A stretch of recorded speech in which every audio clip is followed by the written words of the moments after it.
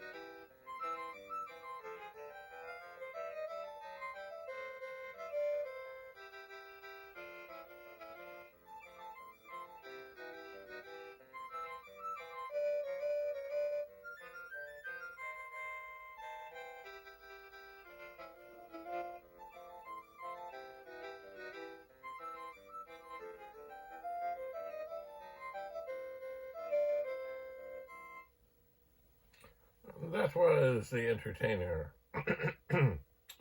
Next time, we'll listen to something else. Thanks for coming. Bye for now.